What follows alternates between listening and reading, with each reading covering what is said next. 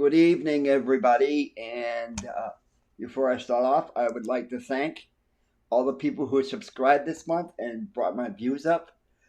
This is the best month that I've had. Thank you very much, everybody, for subscribing to the channel and watching the videos. That really helps out a lot. Quite an interesting day yesterday with the Iran doing a missile attack on Israel, and the new excuse me, the situation surrounding Jean Diddy Combs, was shocking on multiple levels. With 120 accusers now having come forward, the allegations of sexual misconduct against the music mogul are staggering, according to reports. 60 alleged victims are male and 60 are female, with 25 minors involved, and some as young as 9 years old. You can hear more of that video. It's there. I've got it in the podcast for breaking news. These recent missile attacks on Israel by Iran mark a dangerous escalation in an already volatile region.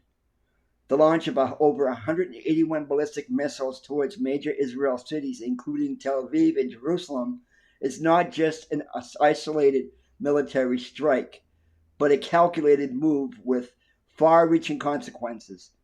Iran has openly admitted to these attacks in the retaliation for Israel's targeted assassinations of key figures like Hamas leader Ismail Haniyeh and Hezbollah leader Hassan Nasrallah, actions that have undoubtedly stoked further aggressions from a broader perspective.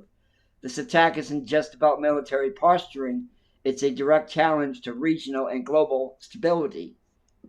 Israeli air defenses, along with assistance from the U.S. Navy, managed to intercept many of the missiles, but the fact that some caused damage, including at critical sites like Nevatim Air Base, underlines the vulnerability in even the most fortified of nations. Iran's willingness to escalate tensions with explicit warnings of further crushing attacks if Israel retaliates suggests a new phase in this prolonged conflict. The situation raises several alarming questions. First, how long can Israel and its allies afford to play defense? Every missile launched by Iran demonstrates the regime's growing confidence and reach. Second, what will be the global response? The U.S. has already warned of severe consequences for Iran, but if the region falls into full-scale war, it will drag other nations into a catastrophic conflict in a world where diplomacy has been overshadowed by military forces. It's crucial for global leaders to intervene before this escalates further. Israel, a nation already on high alert, cannot be expected to absorb these attacks indefinitely. At the same time, retaliating without a clear and unified global strategy could worsen the situation, spiraling into a regional war with disastrous global implications. Now, more than ever, diplomatic efforts must intensify to prevent this conflict from engulfing the Middle East and beyond. But right now there is a State Department briefing. Spokesperson Matthew Miller holds this press briefing. It was about an hour ago. So I'm going to be starting this video right from the beginning. Let's go in and take a look at that. On Israel, further discussed how to coordinate diplomatic efforts moving forward to ensure stability in the Middle East. Secretary then joined the president's call with the G7. I'm sure you saw the readout that the White House issued a short time ago, where they made clear that the G7 condemns Iran's attack on Israel and is working together on a response, including new sanctions. With that, Matt. Not Matt. I'll be Matt today. Really? Go ahead. So Biden said he does not support an attack on Iran's nuclear sites. Is that a red line for the U.S., and are there any others? What's your message to Israel on how this response should look? So the president made very clear what we do not support. I think beyond that, we will continue to discuss with Israel what the shape of their response will be. I'm not going to air all of those discussions privately, but we have made very clear that this was an unprecedented escalation by Iran. Israel has a right to respond to it, and we'll discuss that response with them. Are the Israelis listening to you? Like, do you have any indications that Israel is even inclined to listen to the U.S. after having made operational decisions on its own that led to success? Look, they're a sovereign country. They do make their own decisions. We talk with them at a number of different levels about what we believe is in their interest, what we believe is in the interest of the region. We'll continue to do that, but ultimately it's up for them, as it is for any sovereign country, to make their own decisions. Are they receptive to what you've been telling them in these conversations, though? Do you have any indication that they're going to listen or coordinate with you on what the next steps are? I think it's appropriate at this point that we keep those conversations private. And then just on Gaza ceasefire prospects, has there been any progress on that since the attack on Hezbollah communications equipment? Are there any meetings taking place? Is there a path forward for that at this point, or has that been overtaken by Israel Hezbollah? It's not that it's been overtaken by the conflict between Israel and Hezbollah. It's that Hamas has, again, refused to engage. I went through some of this yesterday, and I'm happy to go through it again. This really predates the events of the past week, 10 days, where we've seen Israel launching attacks on increased attacks on Hezbollah. It goes back several weeks where we were at this point where we were trying to get together a next proposal that we, along with the other mediators, Egypt and Qatar, would present to the two parties. And in preparing for that step, we're doing various soundings of what might be agreeable, trying to play the role of a mediator and come up with a response that would get to yes on both sides. And Hamas has refused to engage. So it's not from a lack of interest on our part, it's not from a lack of focus on our part, but when you're trying to put together a deal, you have to have the parties themselves engage. And over the last few weeks, Hamas has been unwilling for whatever reason to engage. So, go ahead. You seated your right, yeah. Well, I was late, I'm sorry. I was on the call. Just to bounce off Gaza, Israel is still, they don't have as many troops in Gaza at the moment, given their movement of a lot of troops up north. They are still doing operations in Gaza. Can you give us any kind of update on what their next steps are in Gaza in terms of like any kind of transition phase? Is there anything that they like in terms of what their plan is, if there are no communications with Hamas? I know that a lot of this is on the wraps, but any kind of how the US is pivoting? I think they should speak for what their next plans are. Obviously, we have been clear about what we believe the post-conflict period should look like in Gaza, but when it comes to what Israel's plans are, it's something that they should speak to. Okay, and on Lebanon, you mentioned yesterday the number of Americans who have registered with the U.S. Embassy to get information in case they should want to leave. Do you have an update on numbers and any update on any U.S. assistance for helping those Americans to leave? Yeah, so there are now around 7,000 people who have contacted us. Not all of those are looking for assistance to leave, but we ask people to register with us for more information, and then we provide them information. Some of those, I presume, will eventually look to depart Lebanon, and some of them will want to stay, but their plans may change over time. Their interests may change over time. That's the number of people who have registered with us. In terms of the U.S. helping people leave the country, for the past several days, we have been working, or past really going back to September 28th, we have been working to make seats available or to find seats available on existing commercial flights. We have been able to identify over 800 seats over that time. A number of them have been used by American citizens. Not in all cases have they been filled.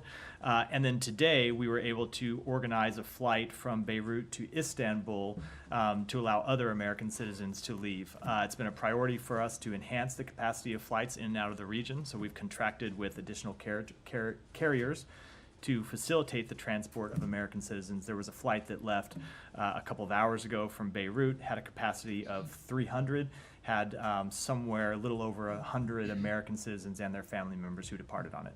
Okay, thank you. And just one final question. There's been reports of an American citizen killed in Lebanon. Can you give us any? We have seen those reports. It's our understanding that it was a legal permanent resident, not an American citizen. But we obviously offer our sincerest condolences to the family on their loss. Sorry, just on the flight. Yeah. Flights, excuse me, from Lebanon, from Beirut. There was just one flight today? Just one flight today. And I should add, To Istanbul. Let me just add for context. We do hope to organize additional flights in the coming days, depending on demand. If there is demand for those flights, we hope to organize additional flights. I won't be able to announce them in advance because oftentimes you understand, of course, how difficult the situation is, and Yeah. times that we'll hope to have flights and won't be able to get them in or out for whatever reason. But I will be able to, after they have occurred, come here and talk about them. Okay, and then you said since September 28th, you managed to secure about 800 seats on existing flights, not contract correct, flights. But existing flights. Right.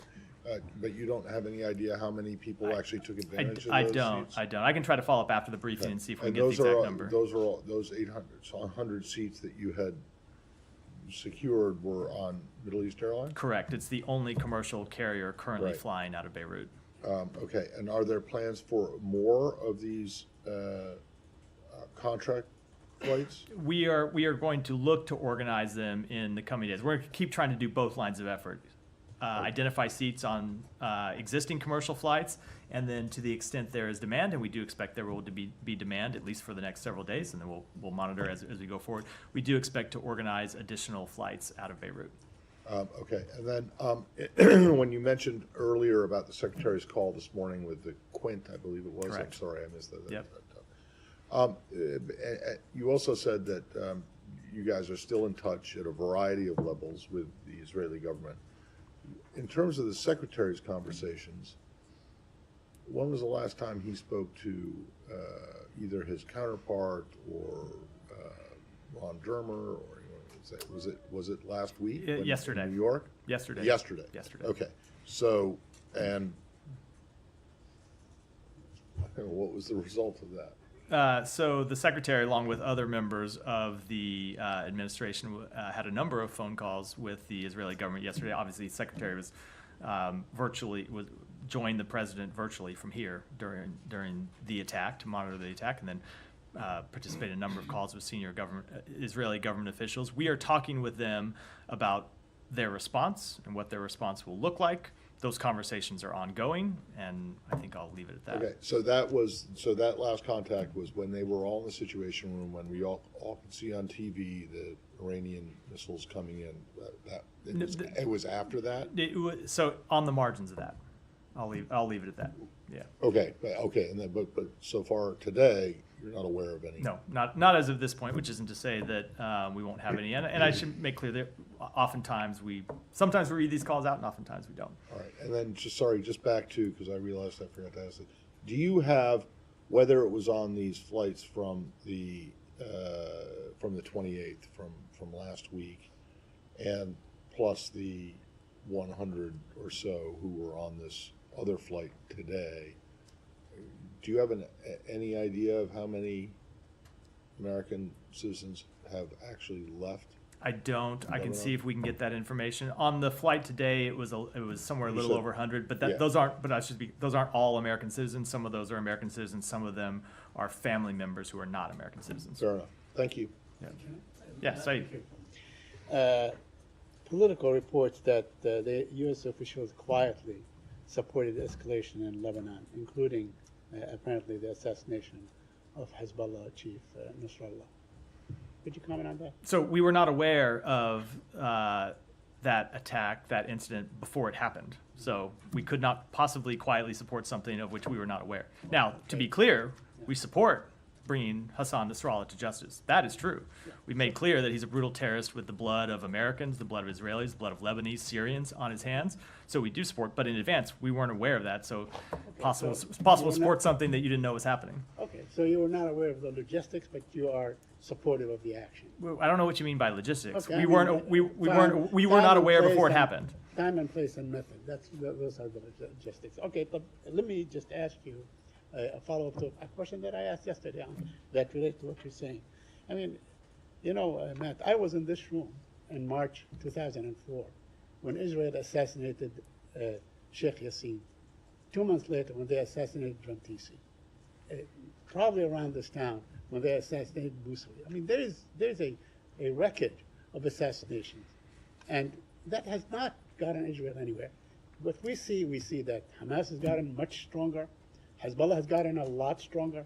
It seems that they are doing everything except looking at the cause of the problem, which is the occupation, a military occupation of a people that it's been overdue for them to be free from the yoke of occupation. Do you agree with that? So I spoke to this in response to a nearly identical question from you yesterday, and I will make clear, look, obviously there is a long history of conflict in this region, and we will continue to make clear that Israel has the right and the responsibility to defend itself from terrorism. It is the same right that every country has, and every country, if it had a terrorist just across the border, a terrorist organization just across from its borders attacking it, would take action to defend itself. I don't think that is a innovative or should be even a controversial statement.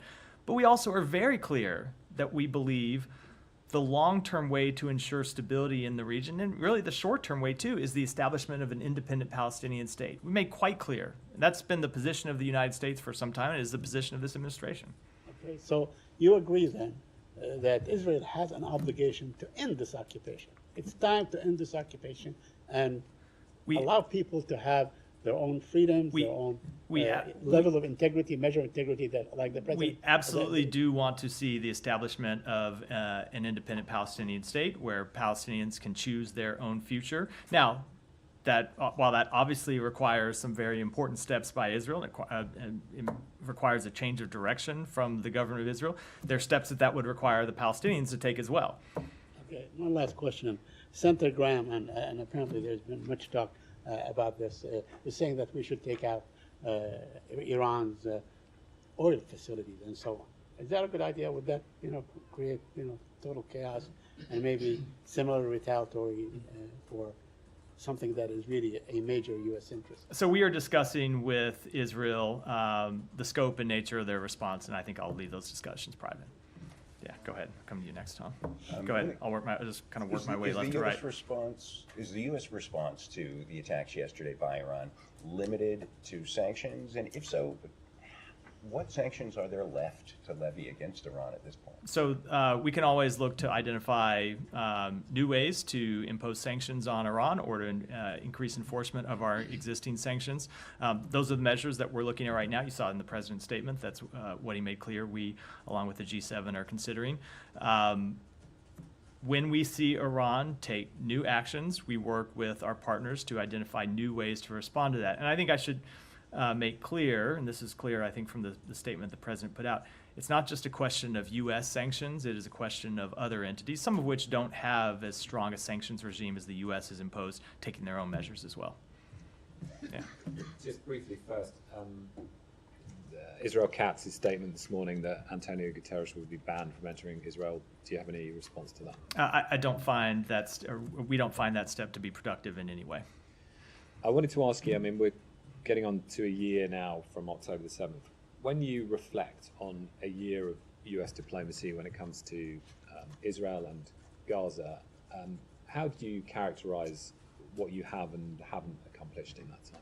So there have been a number of things. If you go back and look at the statements that the Secretary made and that others in the administration made in the immediate aftermath of October 7th, there were a number of lines of effort and strategic goals that we identified. One of them is to ensure that Israel has the ability to defend itself against terrorism. And we have worked hard to establish that right and to support Israel in defending itself against terrorism.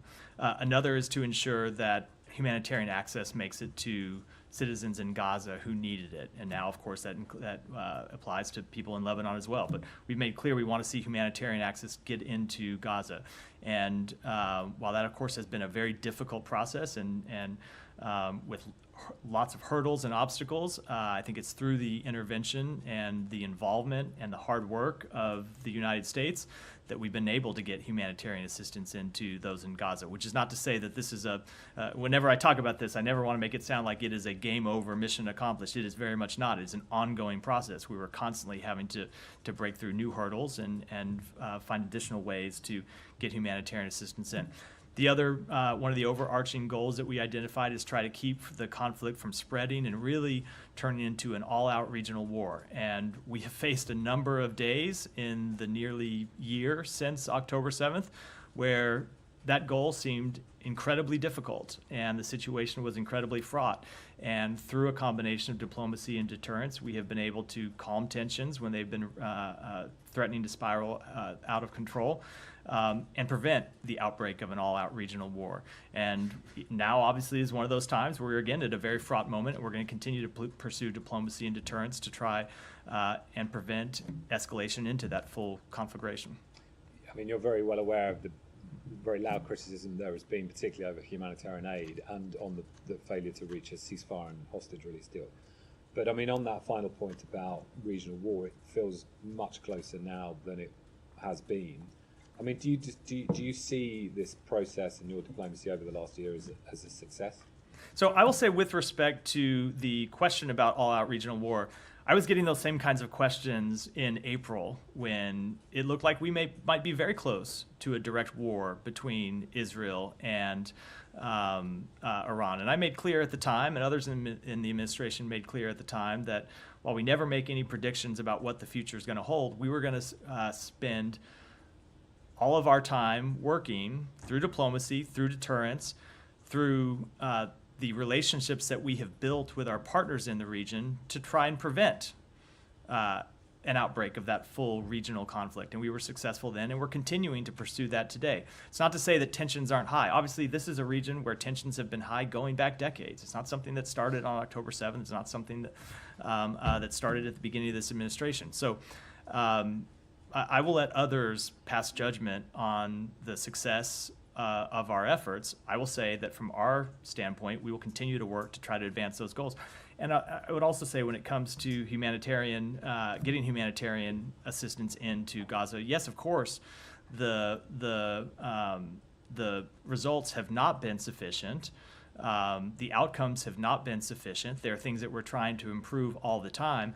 But it is because of the United States involvement that we have gotten humanitarian assistance in the first place, that we've seen it increase at various times, that we've seen it sustained, and it is through our continued involvement that we will try to address obstacles as they come up. I'll say, with respect to a ceasefire, yes, it has been a major priority of the United States to get to a ceasefire, but that requires the two parties themselves to come to the table. And there have been times when Israel has thrown up obstacles that have made it difficult, and we've been working through those and applying all the diplomacy we can to try and overcome those obstacles. And there have been times that Hamas has been the obstacle. And obviously, we don't have a lot of influence on Hamas's decision-making process.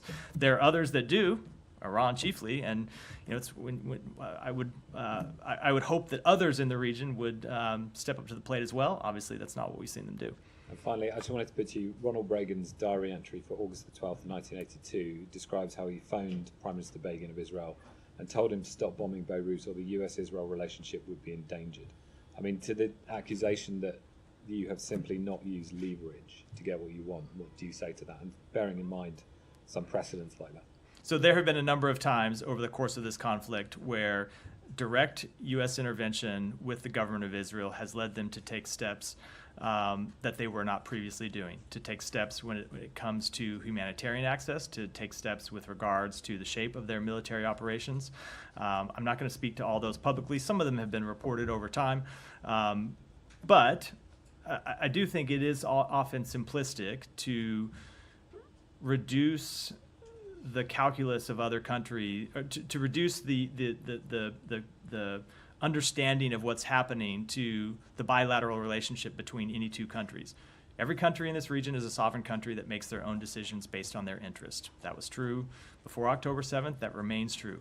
The United States will continue to work to advance its own interests, will continue to work to advance peace, advance stability in the region, but ultimately, all of the countries in the region, this includes Israel, this includes other countries, make their own decisions. They're responsible for their own decisions. They're responsible for the consequences of those decisions. But I mean, Reagan did stop the bombing Begin stopped it 20 minutes later. Now, I think we have made clear on a number of occasions with the government of Israel what we believe. And there have been times when our intervention has led to direct action by the government of Israel. There are times when they have disagreements with us. And by the way, that was true in the Reagan administration, too. There's no administration that you look back through history will tell you that they have a perfect record in influencing any other country's behavior or decision making. There are times when we make our opinion known to the government of Israel and they act on it. There are times they disagree. It's true with other countries, and that was true in other administrations, both with Israel and other countries as well.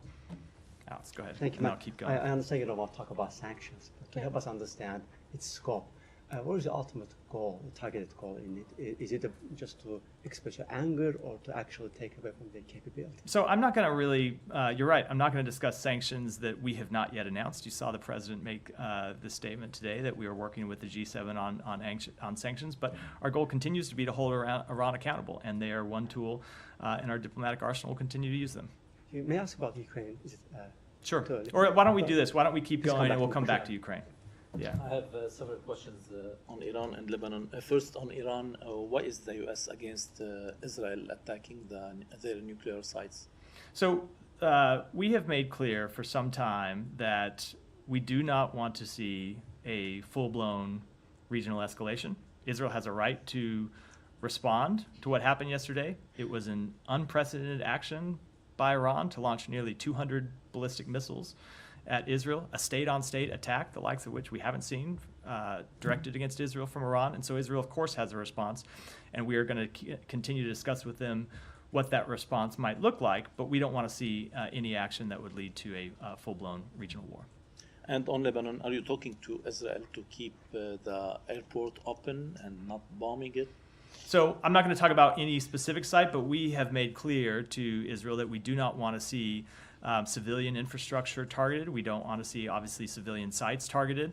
The airport is playing a crucial function in helping get American citizens out of Lebanon, as well as citizens of other countries who want to be able to leave, and we think it's important that the airport stay open for those purposes. And did you understand from them the scope of their military operations in Lebanon and their goals or goals there?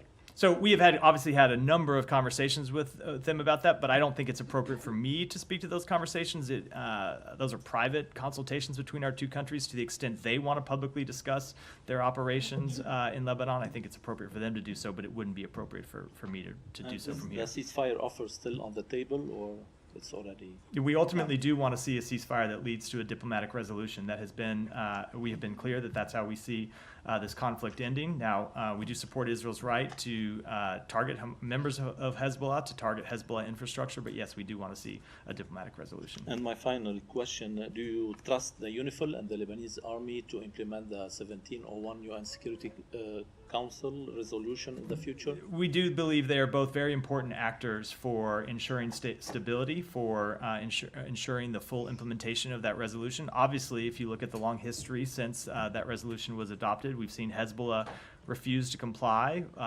with its obligations. And so we would call, again, as we have over many years, going back, predating this administration, for Hezbollah to pull back from the border, to comply with the requirements of 1701. And UNIFIL and the Lebanese Armed Forces play a very important role in ultimately implementing that resolution. I would just say, the only thing I would say is that we are in the middle of a dynamic situation right now. Obviously, for some years, you've seen this difficult situation where the LAF and UNIFIL were not fully able to enforce that resolution because of the presence of Hezbollah forces who just refused to fulfill their obligations. We are in a dynamic situation right now. It's hard to say how it's going to shake out, but look, ultimately, what we want to see is that resolution implemented. Thank you. Yeah. First, I want to press you on your answer to Tom. Israel declaring the Secretary General of the United Nations a persona non grata. We're not talking about the head of UNRWA. We're talking about the head of the UN itself. You said, your answer to him, you said that's not productive. You don't think that this is delegitimize an international body that provides an essential work, humanitarian work for civilians during this current war, whether it's in Gaza or Lebanon? But we don't think it's a productive step at all, precisely because of the reasons you identify, which is the UN does incredibly important work in Gaza. It does incredibly important work in the region, and the UN, when it's acting at its best, can play an important role for security and stability. So we think it's important that Israel be able to engage with the UN. One of the things we've always said that Israel needs to be cognizant of throughout this conflict is its standing in the world. And steps like this are not productive to improving its standing in the world. Sure, but do you condemn it? I mean, my point is, can you use any leverage to reverse this decision? So I have made clear. I don't always like when people put other words in my mind or in my mouth. I've made quite clear what we think about this, and let's see what happens moving forward. Okay. The second question is, the Secretary and you often say that Israel has the right to defend itself, but how it does it, it matters. So this morning, there were 6 first responders were killed in Lebanon, civilians. In Gaza, it's over 40,000, 70% are women and children. In Lebanon, is 1 million people are homeless. So when he says how it matters, if there's no consequences in Israel, doesn't his word carry no weight? Does it mean that it's really a statement for public consumption? No, absolutely not. Absolutely not. Look, wars have horrific consequences. They always have. They always will. And these wars have had horrific consequences for the people of Gaza and now for the people of Lebanon. It is why the U.S. has worked so hard to try to reach a diplomatic resolution to the conflict in Lebanon. And what you saw going back months is Hezbollah refusing to stop its attacks on civilian targets inside Israel. It's why we've tried to reach a ceasefire agreement in Gaza that would ultimately lead to the guns being silenced, hostages coming home, humanitarian assistance surging in. We will continue to pursue both of those things. But in each of these cases, it is just a little more complicated than the question concedes. It is more complicated when you have terrorist groups that hide inside civilians. When you look at the death of Hassan Nasrallah last week. Where was he? Was he on a military compound? Was he on a compound that Hezbollah built where there were only members of Hezbollah? No, he was underneath a civilian apartment building.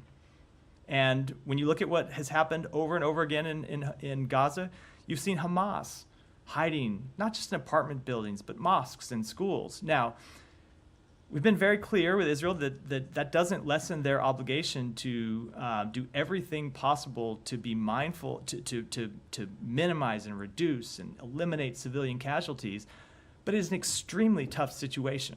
It's every military in the world would face extremely challenging circumstances trying to take on a terrorist organization that was committed to targeting civilians, not just targeting members of the military, but targeting civilians. And at the same time, they do it hiding among civilians. That's what makes the situation so difficult. And just finally, do you see this current escalation and a military conflict as a result of U.S. failed diplomacy, or is it Netanyahu's government trying to drag the U.S. into a bigger war? So again, it's a little bit of a simplistic question about a complicated situation. There are 2 parties to this conflict. Israel is one party to this conflict, and Hezbollah is the other party to this conflict. When you look at the conflict in the north, it's a conflict that Hezbollah started on October 8th, that they could have ended any day since then. It's not a conflict that Israel starts, it's a conflict that Hezbollah started that they could have stopped by stopping firing rockets. So I will say, as I said in response to an earlier question, we've been at similar situations over the past 12 months where situations were incredibly high, and it looked like we might get into a full-scale war. And the combination of our deterrence and diplomacy and the hard work, not just of the United States, but our allies and partners in the region, has been successful in preventing that from happening, which is never a prediction of future success. But to us, it tells us that we ought to stay at it and keep working and stay at the diplomacy and the deterrence, work with our partners. And that's what we are going to continue to do. Yeah, go ahead, and then I'll come. Yeah. Because you have been talking about, you've been asked about 1 year on, you talked about how one of the challenges that the US faced was to help get more aid in. Reuters has been reporting that sources who work in aid delivery say that Israel has introduced this new customs rule that makes individuals who are delivering aid now have to sign forms to say that they, to accept liability for false information, and then there's lots of individuals working on delivering aid who don't want to sign it because they fear they could be legally liable if any of that aid falls into Hamas's hands, and as we know, aid has fallen into Hamas's hands. It has apparently had a knock-on effect and is reducing the amount of aid that's being delivered, particularly in the last 2 weeks and particularly via the route from Jordan. Do you have any comment on that? Are you aware of that So impact? I'm not going to comment on that specific report other than to say that our Special Envoy for Humanitarian Issues, Lise Grande, has been working on a number of potential obstacles to the delivery of humanitarian assistance, including intensely over the past week, 10 days, including some new measures that we've had to respond to and that we have been working on. And I will just, and it's not just Lise, it's others from the State Department across the government who've been working on those. I will just make clear, Israel has an obligation under international humanitarian law to ensure that humanitarian assistance makes it to the people in Gaza, to ensure that there are not unnecessary barriers to the delivery of humanitarian assistance. That is their obligation. It's not the United States telling them that, it's their obligation under international humanitarian law, and we expect them to comply with that obligation. Thank you. Go ahead. I promised I'd call into him. I'll come to you next. Go ahead. But just before I start my questions, I have a follow-up on Michelle and Said's question regarding the oil facilities and nuclear facilities in Iran. Do you consider them legitimate targets? Because they are civilians' infrastructure, isn't it? Look, I just don't think it's productive for me or appropriate at this point to talk about our ongoing discussions with the government of Israel. It's clear that this was an unprecedented escalation by Iran. Israel has the right to respond to it. We're going to have discussions. We're having discussions with them about what that response will look like. And at this point, I don't think I should talk about those. The reason why we ask about it, because it's not just Senator Graham who mentioned that. Reports in Israel saying that the retaliation will be in a couple of days and it will target oil facilities. Look, we're obviously not responsible for the comments of members of Congress. It's an independent branch, and they say all sorts. Various members say all sorts of things, and I'm certainly not going to speak to reports, anonymous reports that may or may not be accurate. We are having conversations with them about the nature of their response, and I really think it is most productive for a variety of interests that we keep those conversations private. Right. I want to talk about the ground incursion, the Israeli ground incursion in Lebanon. When it started, or hours before it started, it was reported that it was an understanding between the United States and Israel to keep it limited and targeted toward positions of Hezbollah in the south. But now, after 48 hours, the IDF has taken casualties. Missiles from Hezbollah are still flying over to inside Israel. Does this risk that this limited incursion turns into a full-blown invasion to southern Lebanon? Look, there has always been the risk, even before. Even before these limited incursions began, there's always been the risk of a full-blown war between Israel and Hezbollah, and it's something that we have been engaged with for some time. So, and if you look at history, the history of Israeli invasions of Lebanon and how those have rolled out, and how Israel has occupied Lebanese territory for extended period of times. Everyone here is well aware of the history of this region, and it is why we are continuing to work ultimately to pursue a diplomatic resolution to this. I don't want to try and predict what the future's going to bring, because it's impossible for anyone to do that, let alone me. I'll tell you what we're trying to pursue. My final question. I received a text yesterday from a friend of mine from the other part of the world. She was in shock that for her it seems that the United States is so weak and helpless in influencing Netanyahu. I know that I asked similar question about it yesterday, and your answer was that they are sovereign, they take their own decisions, but you are involved in that area militarily as well. You defend them, you shot down missiles that directed at them, but you don't seem to influence them even to your interest. And a lot of people in the area, in the region there, lost faith, and there are a lot of talks about that you're not actually trying to, you're just complicit, and all that you talk about de-escalation and a humanitarian situation and all that is just a smoke to allow Israel and enable it to do whatever it wants. Well, I obviously don't agree. And I will say, when it comes to the answer that I gave about them being a sovereign country, it's not my answer. It's reality. It's a fact. Israel's a sovereign country. Every other country in the region is a sovereign country. There is no country in the world that the U.S. dictates to how they conduct their security policy, how they conduct their foreign policy. We present what we believe are in the best interests of the United States, what we believe at times are in Israel's interests, what we believe are in the interests of other countries in the region. But as I said, ultimately Israel has to make its own decisions, and they have to bear the consequences of those decisions, for good and for bad. And there have been a number of decisions they have taken we have agreed with. There have been a number of decisions they have taken that we disagree with. And we have very clear conversations about them, but it's just not that simple that any country in the world, I shouldn't say any country, but the countries in the world take their direction from other countries. We don't have that type of relationship with Israel. We don't have it with other countries. We don't expect any country in the world to do exactly what the United States thinks is in their best interest. All we can do is make clear what we think is the right path forward, and what we think are the risks, and there are real risks of pursuing alternative paths. It's independent sovereign countries get to make their own choices, and as I said, they have to live with the consequences of them. Yeah, go ahead. Just wanted to follow up on some of the questions on the humanitarian situation in Gaza.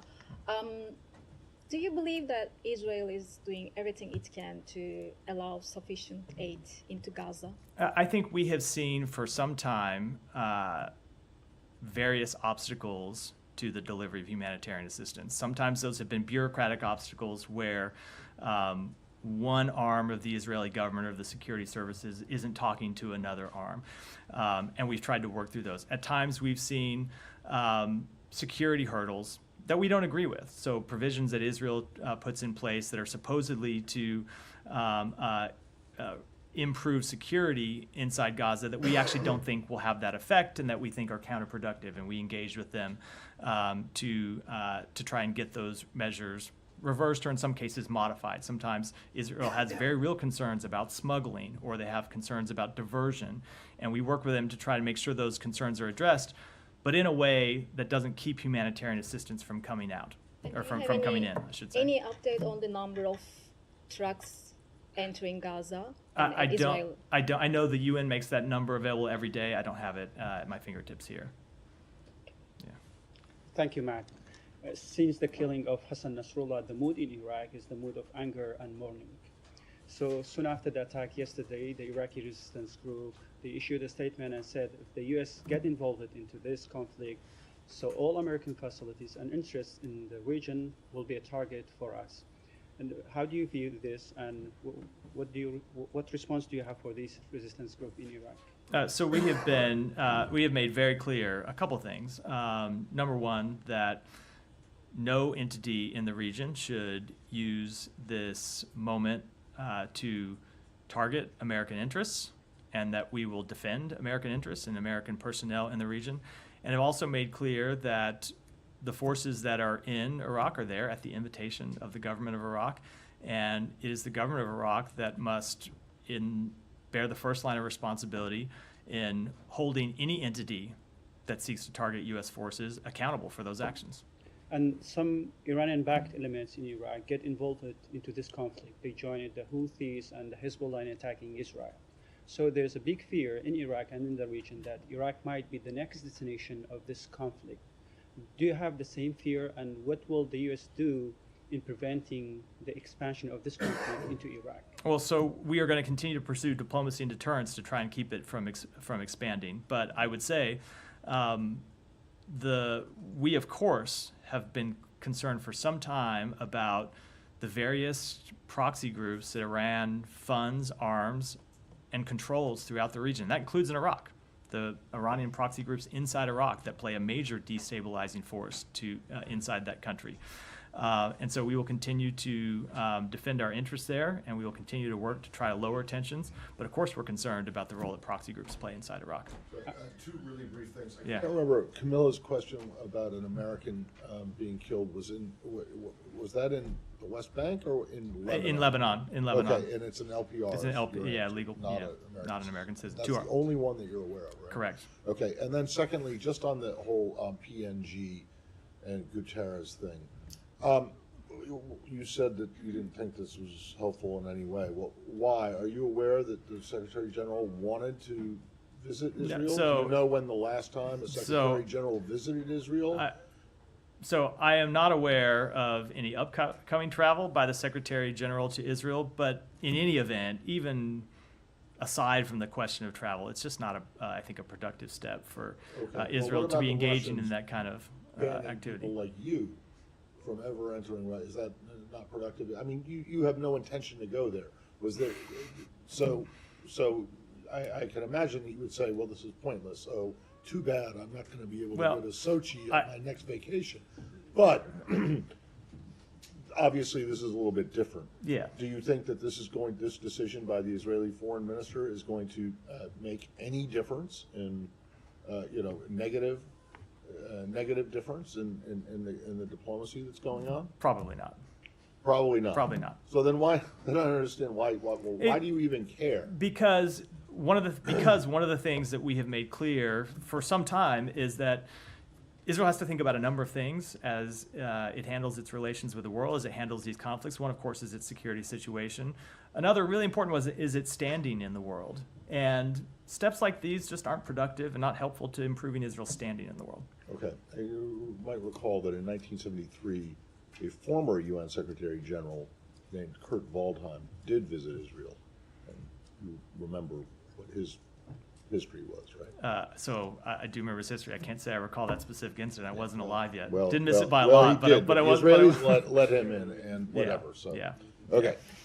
All right. Can I just follow up just on one point on that very briefly, but just to ask if you're aware, because Philippe Lazzarini of UNRWA, and I asked him about this at UNGA, United Nations General Assembly, about visas for lots of UN workers in Israel, and he talks about a lot of restrictions, not just UNRWA, but other UN agencies. People are really, having limits put on visas, some not being able to get in, a month or 2 months at a time, which appears to be having quite a big impact. I mean, are you guys aware of that? Are you saying anything? Yeah, it has been an issue for some time, and on a number of occasions we have intervened with the government of Israel to get visas approved so humanitarian workers could make it into Israel and ultimately to visit Gaza. It has been at times a problem, and we have intervened directly to make clear that humanitarian workers need to be allowed in to do their job and have seen their visas approved. That's not to say in every case they've had visas approved, but in a number of cases we have seen that happen. Yeah. We only have time for, let me come to Alex. I said I'd come here and then we have to wrap in a few. Thank you. My couple of questions on Ukraine. I want to start with the reports about the largest mass execution of Ukrainian POWs in Donetsk. Do you have any reaction? Ukraine started investigation. So, they have murdered 16 of them. So we have seen the reports. I don't have any independent information with which to confirm that. I think it's appropriate that Ukraine conduct the investigation that they've announced. But obviously, speaking generally, we've seen Russia commit horrific acts since the beginning of this conflict. On the victory plan that you guys have received last week, about 1 week after that, did Ukraine have the Secretary's blessing to move forward to start implementing its victory plan? So the victory plan that Ukraine presented is not just a question of actions that Ukraine would take. It's a question of actions that other countries around the world would take as well. Ukraine hasn't detailed that victory plan publicly yet, so I'm not going to do so from here. It's appropriate for them to do so. But we took that plan, we reviewed it, we saw a number of productive steps in it. We're going to engage with them about it. When they have been watching the Middle East last couple of days, they have been seeing that it's in fact possible to help non-NATO ally to shoot down missiles. I know you and I had this discussion last time, but Helsinki Commission called Ukraine's right to shoot back. What was the? Helsinki Commission called it the common sense. So to ease your restrictions, that's the common sense. Is that the opinion that you share? You will subscribe? So we have made clear that we support Ukraine's right to defend itself, not just in words, but in deeds, and we have provided them with the equipment they need to shoot down missiles. If you look at the air defense systems that we have provided, including an air defense system that we announced, a new air defense system that we announced just last week, we've actually provided them with that capability, and we'll continue to provide them with that capability. Go ahead. Yeah, thank you. So for Italian television, I have a question. We are at a very important point in the Middle East that can change it forever at the moment. So what is the position of the US in terms of more military support, more diplomacy? What are we trying to reach at this stage? We are trying to pursue all of the goals that I outlined earlier in response to Tom's question. We are trying to ensure Israel has the right to defend itself against terrorism. We are trying to mitigate the humanitarian effects of conflict, and ultimately we're trying to see this prevent this conflict from spreading into all-out war. Can I do a follow-up about the G7? Regarding the talks that were ongoing this morning with the G7, what did you ask to the European allies? So that was a call that the president held. The secretary attended, but the president held. I would leave it to the White House to speak to that call in detail. But one of the things they did discuss, they put this in the public readout, is coordinating together on a response to Iran's actions, including sanctions. All the way in the back. Thank you. Hi, Matt. Yeah, you. Yes. There's no one behind you. Back to the incursion in Lebanon. Shortly before the Israelis gone into Lebanon, the president said he is comfortable with the Israeli troops stopping their operation.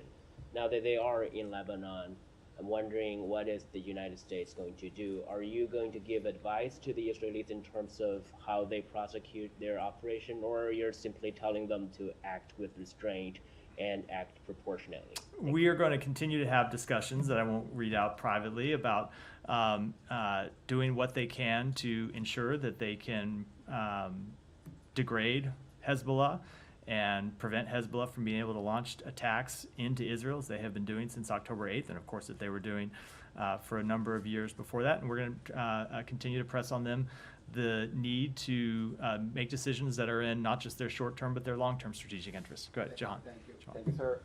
Secretary Blinken met with Indian Minister Jay Shankar yesterday. Could you provide some details, like what kind of message conveyed to him regarding the involvement of Indian agents in assassination attempt on a U.S. citizen, and anything about violation of human rights and religious freedom?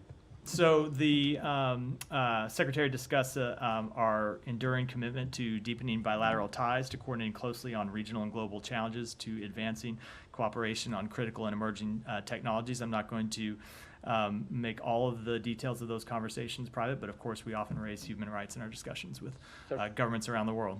So former Foreign Minister of Pakistan, excuse me, Bilal Bhutto Zardari accuses Shehbaz Sharif government of corruption and mismanaging $400 million meant for flood victims. And a big portion of this aid was provided by the United States. So is there any check and balance when you release funds for specific cause? So this is something we take very seriously, not just in Pakistan, but anywhere around the world where American taxpayer dollars are used and where there's an urgent humanitarian interest at stake. Both state and USAID employ a rigorous system of monitoring and evaluating in the provision of assistance, and we discontinue assistance when it is observed to be misdirected or misused. So Pakistan recently secured a loan of $7 billion from IMF. Finance Minister says that without the support of United States and some other countries, it was not possible. Your thoughts on the economic recovery of Pakistan? Let me take that one back and get you an answer.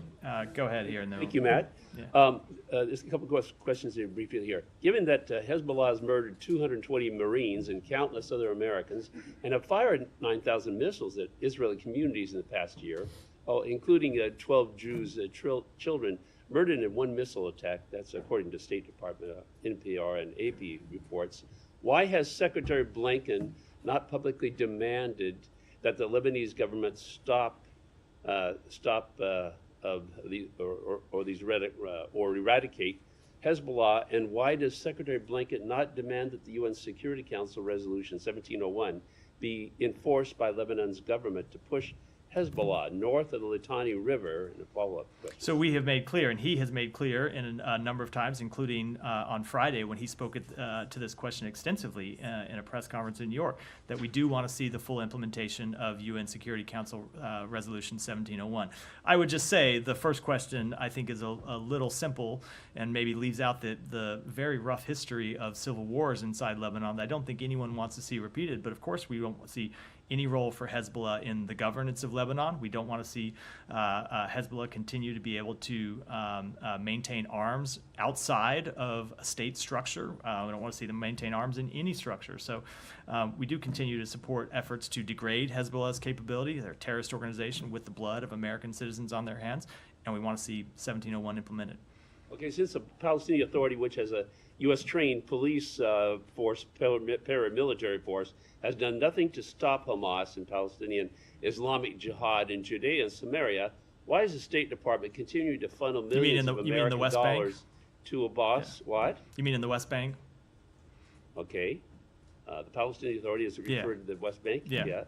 Which is, they have a U.S. Trained police force, paramilitary force.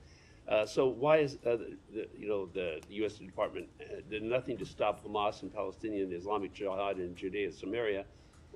Why specifically does the State Department continue to fund millions of American dollars to Abbas and the Palestinian Authority?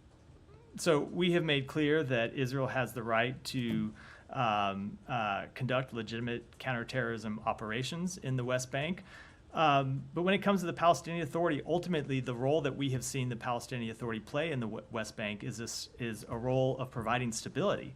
And if you look at the security situation that Israel has faced with challenges in Gaza, with challenges on its northern border, the last thing that is in Israel's security interest is further instability in the West Bank, which is why on a number of occasions we have made clear to Israel that they should not take actions to undermine the Palestinian Authority, and in fact should take actions to strengthen and bolster the Palestinian Authority, because it's key to Israel's security interest to do so. Okay. Let me move on. I've got time for a couple more. Go ahead.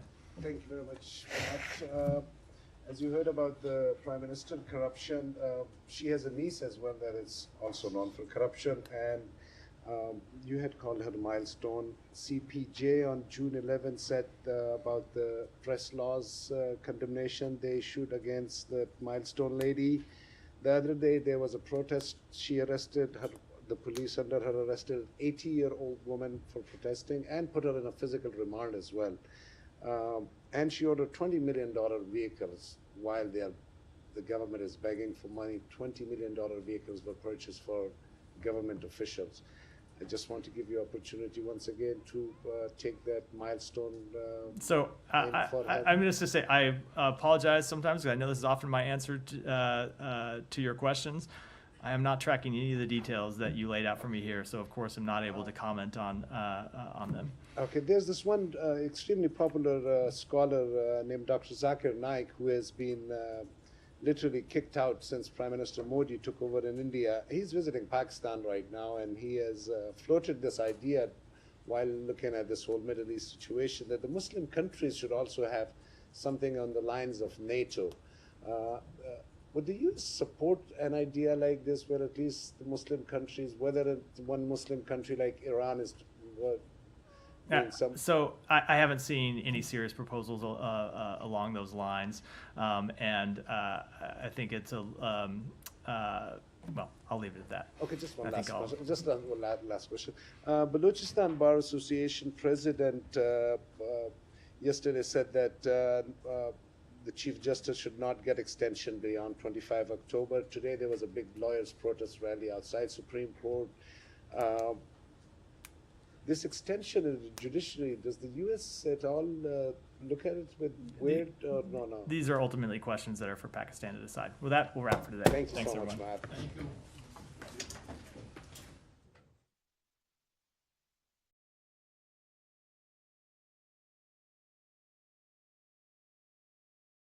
Also, at our recent United Nations Security Council, Israel's permanent representative to the UN ambassador, Danny Danon, addressed key issues yesterday related to the Middle East.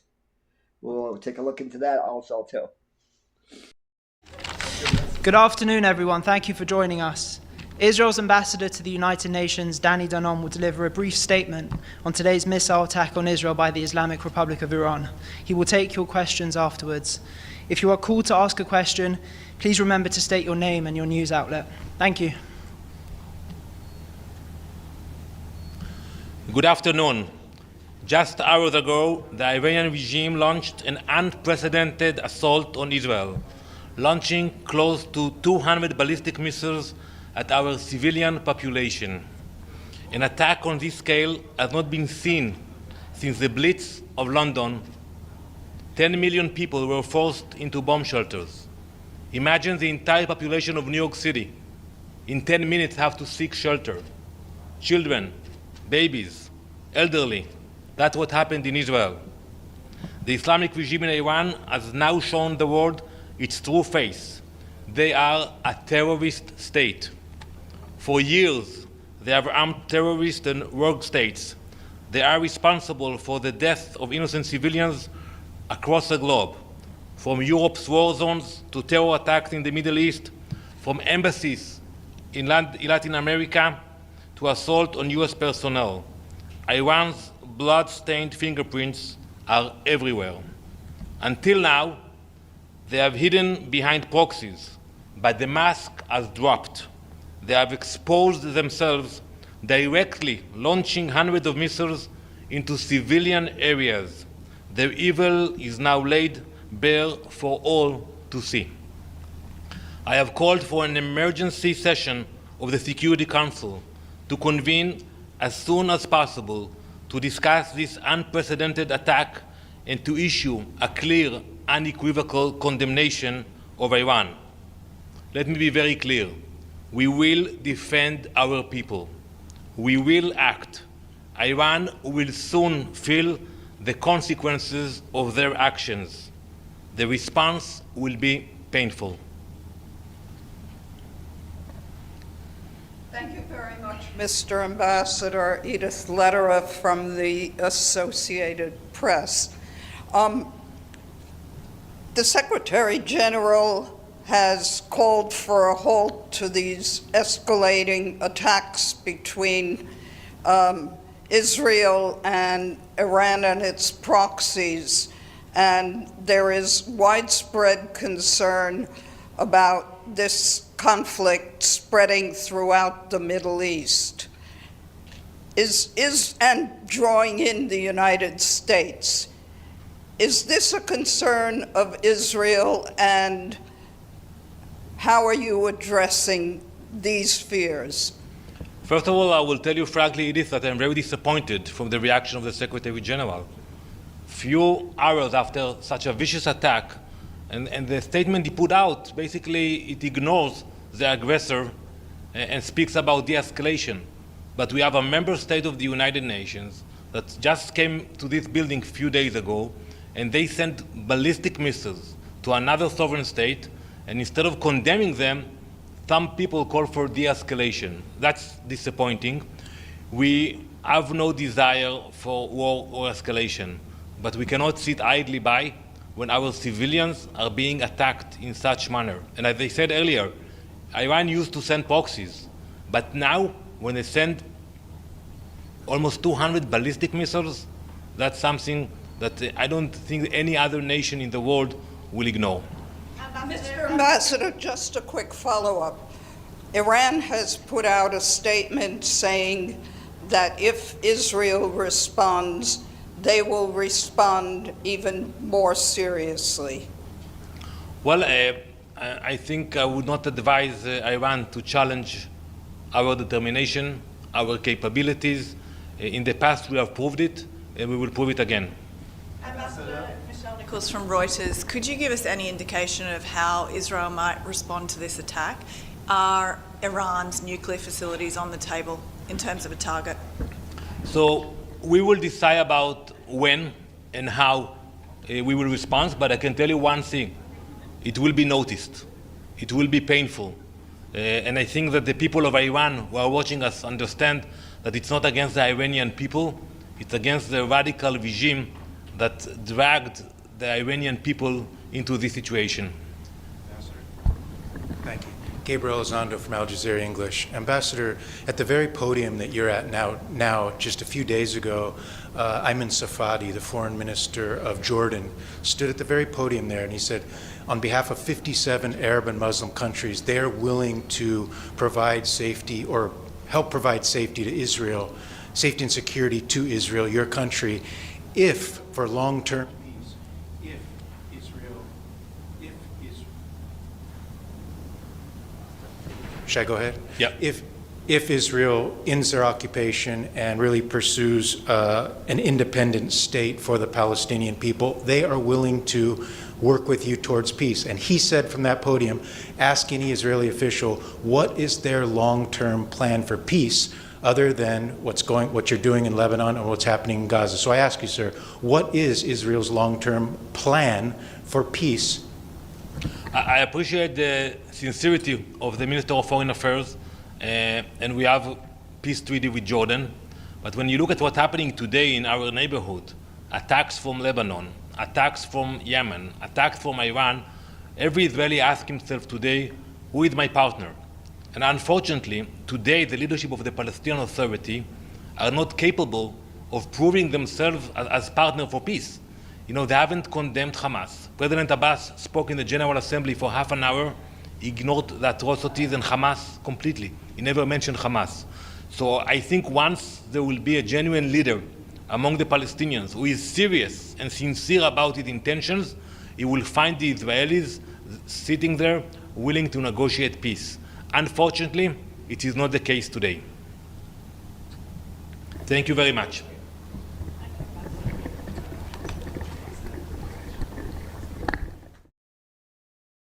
In observing the ongoing discussions at the UN Security Council, particularly Israel's position, as articulated by Ambassador Danny Danon, it's clear that Israel's primary focus remains on national security.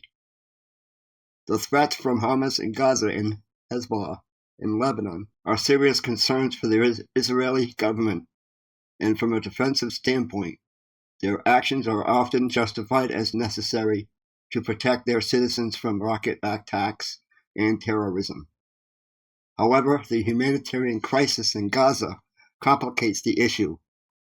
Israel's military responses, while aimed at dismantling militant capabilities, often result in significant civilian casualties. This raises ethical questions about proportionality and the responsibility of all parties involved.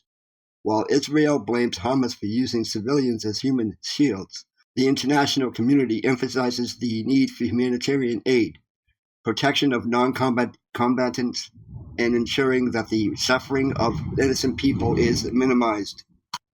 I believe that balancing security needs with humanitarian consideration is the key challenge here.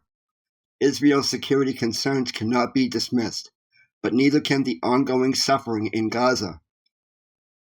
International bodies, including the UN, must play a more proactive role in ensuring that both security and humanitarian needs are addressed. As for the two-state solution, it seems like the most valuable long-term answer to the Israeli-Palestinian conflict, but skepticism remains on both sides. Israel is cautious about it due to security concerns, while Palestinians seek statehood and self-determination. Until both parties can come to a mutual understanding, peace in the region will remain elusive. In conclusion, with Israel's security actions are understandable, a stronger focus on diplomacy and humanitarian aid is necessary to move towards a sustainable peace. Both sides need to engage in dialogue with international mediation playing a central role. That's my perspective on this. And given Ambassador Danny Danon's recent statements on Israel's security concerns in Gaza and Lebanon, how do you view Israel's actions in the region? What about the ongoing debate over the two-state solution? Do you think Israel's approach will change? I'd like to hear your comments and your perspective. So leave a reply in the comments section below. And if you like this video, be sure to hit that like button. And if you're not subscribed to the channel yet, hit that subscribe button and notification bell to be notified when I go live or do another video. So till the next time, God bless, stay safe, and have a good night. If you're someone who enjoys staying updated on breaking news, missing person cases, human trafficking, or true crime stories, then this is the perfect place for you. Don't miss out. Hit the subscribe button and notification bell if you're on YouTube, or catch me live on DLive at www.live.tv Simradio. Hit the notification bell, and if you like this video, smash that like button. It will help get this video out to others in the YouTube world. Hi, this is Julie Marie, and you're listening to SYM Radio. It has been endorsed by several organizations, activists, and family members dedicated to raising awareness of missing cases.